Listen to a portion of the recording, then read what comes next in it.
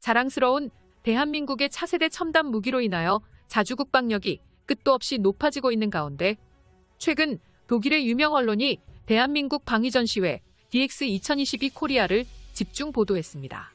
독일의 유명 언론이 DX2022 코리아와 함께 KF-21 전투기에 대해 언급한 내용에 따르면 세계 군사 강대국들은 차세대 전투기 개발의 혈안이지만 그 중에서도 한국은 밑바닥부터 시작해 유의미한 결과를 내고 있다며 고성능 스텔스 기술로 레이더 탐지를 획기적으로 낮춤과 동시에 멀티태스킹이 가능한 유무인 복합체계를 갖춘 차세대 전투기 개발에 도전한 거의 유일한 국가라고 소개했습니다. 독일 군사 전문가들은 언론을 통해 KF-21 보라매와 중국산 J-20 전투기의 비교는 더 이상 의미가 없다며 대신 미국 F-35의 훌륭한 적수로 KF-21 전투기가 꼽힐 것이라는 인상적인 평가를 남겼는데요.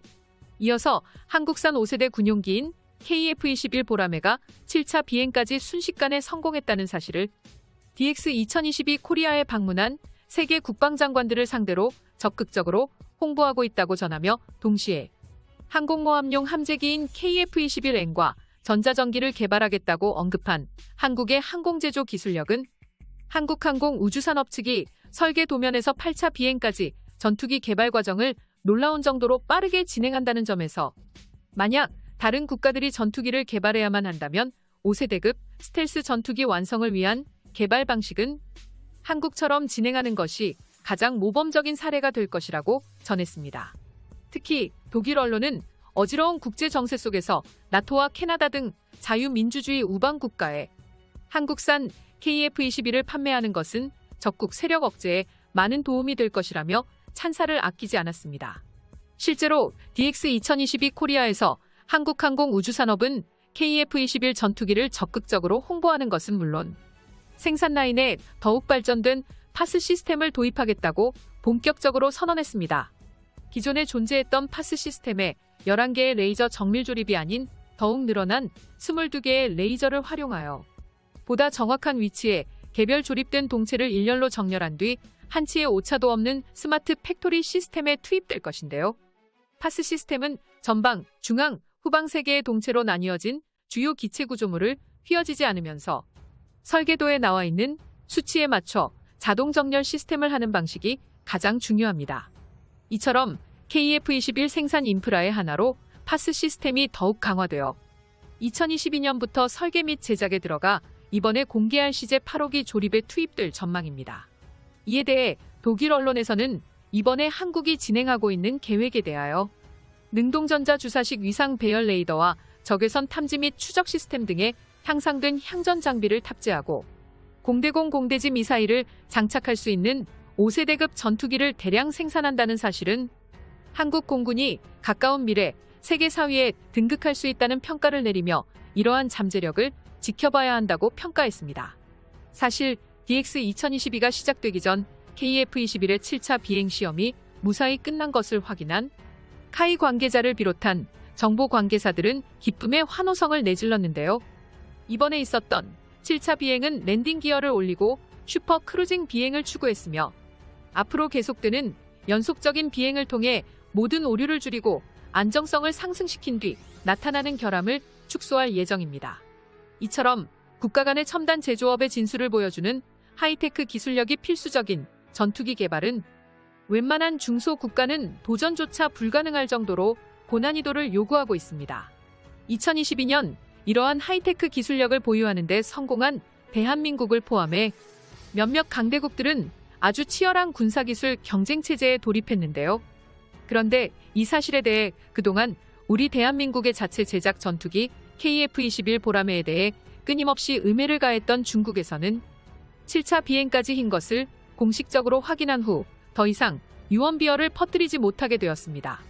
1차 비행은 그저 운으로 성공했다는 루머가 돌면서 한국 전투기 성능을 깎아내리던 중국이 7차 비행의 성공까지 지켜본 후에는 돌연 심각한 표정을 지으며 침묵에 들어간 것이죠.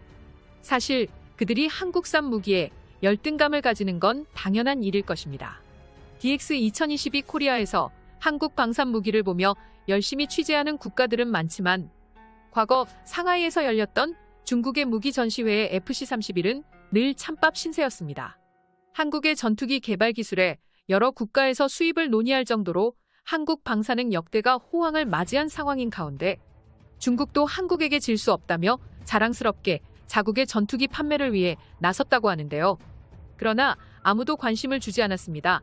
한국산 전투기는 아무것도 아니라면서 우습게 여기던 중국이 정작 세계 방산 시장에서 찬밥 신세로 전락했던 소식에 대해 참을 수가 없다는 게 중국의 반응이죠. 이처럼 중국 정부와 언론은 한국의 4.5 세대 전투기 KF-21을 심각하게 바라보기 시작했습니다.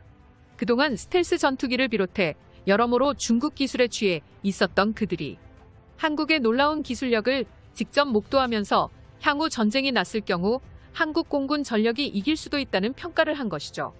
실제로 한국15포스트는 KF-21은 공군력 균형의 변화를 초래할 것이며 세계 전투기 시장에서 강한 경쟁력을 갖춘 무기로 급부상할 것이라는 진지한 평가를 내리게 됩니다. 이처럼 전 세계적으로 5세대 전투기 실전 배치가 본격적으로 시작되면서 세계 각국은 각자 환경에 적합한 최첨단 미래 전투기 개발에 몰두하고 있습니다. 또한 한국형 전투기 KF-21이 8차 비행을 진행한다는 사실이 알려지며 외신들 사이에서 엄청난 화제가 되고 있습니다.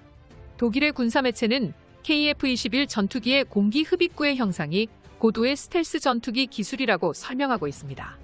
한국의 KF-21은 S자형 공기 흡입구 설계를 따르고 있는데 S자형 공기 흡입구 설계는 전투기의 피탄 면적을 가장 많이 줄이는 설계인데요. 스텔스 기능을 확보하는 것에는 직선 모양의 스텔스 형상과 전자파 흡수도로 등 많은 것이 있지만 얼만큼의 공기 흡입구를 감추는지가 관건으로 자리 잡고 있습니다. 실제로 레이더 반사파의 약 80%는 공기 흡입구에 노출된 엔진의 터빈 블레이드에서 검출된다는 실험 결과가 있을 정도인데요. KF-21 전투기는 문제를 해결하기 위해 공기 흡입 통로를 곡선화한 S자 공기 흡입구를 적용했습니다. 이러한 방식은 F-35에도 적용된 스텔스 설계의 가장 핵심적인 부분인데요. 또 다른 방법은 레이더 블로커를 사용해 저피탐성을 확보하는 것입니다. 때문에 KF-21도 스텔스 성능을 위해 S자형 공기 흡입구 설계를 도입해 넣었습니다. 여기에 터빈 블레이드에 엄폐물 역할을 하는 구조물의 전파 흡수 구조를 채택해 레이더 반사를 줄였습니다. 이로써 대한민국은 세계에서 8번째로 독자적인 기술로 초음속 전투기를 개발한 나라가 되었고 KF-21은 2026년까지 2,000회 이상의 시험 비행을 완료한 후 생산을 시작할 예정이며 2032년까지 그중에 140대가 한국의 영공을 지킬 것으로 예상됩니다. 이 모든 사실에 대하여 중국은 한국에게 밀린 것에 분을 삭히지 못했다고 합니다. 하지만 중국은 신경 쓸 새도 없이 시간이 지날수록 끝없이 성장하며 새로운 역사를 쓰고 있는 대한민국의 앞길에 빛나는 날만 있기를